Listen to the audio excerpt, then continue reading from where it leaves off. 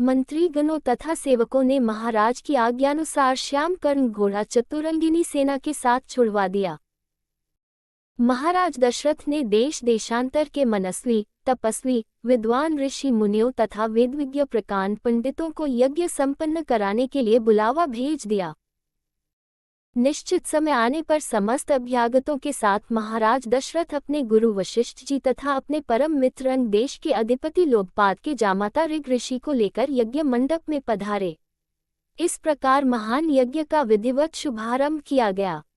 संपूर्ण वातावरण वेदों की ऋचाओं के उच्च स्वर में पाठ से गूंजने तथा समिधा की सुगंध से महकने लगा। समस्त पंडितों, ब्राह्मणों, ऋषियों आदि को यथोचित धन धान्य, गौ आदि भेंट करके सादर विदा करने के साथ यज्ञ की समाप्ति हुई।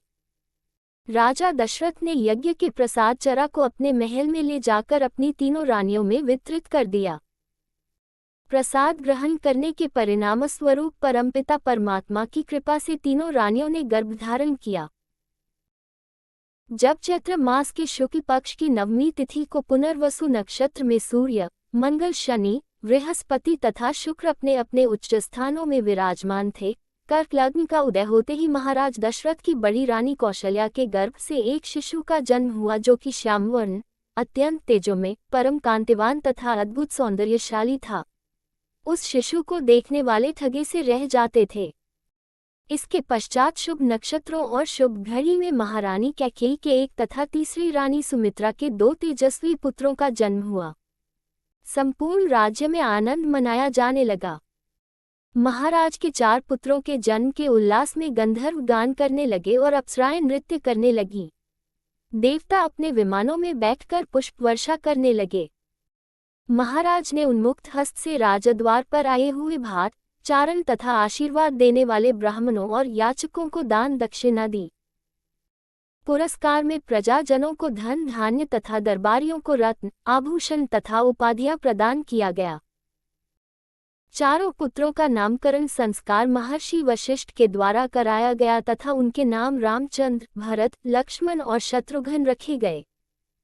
आयु बढ़ने के साथ ही साथ रामचंद्र गुणों में भी अपने भाइयों से आगे बढ़ने तथा प्रजा में अत्यंत लोकप्रिय होने लगे।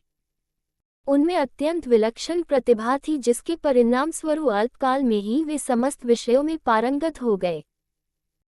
उन्हें सभी प्रकार के अस्त्र शस्त्रों को चलाने तथा हाथी, घोड़े एवं सभी प्रकार के वाहनों की सवारी में उन्हें असाधारण निपुणता प्राप्त हो गई।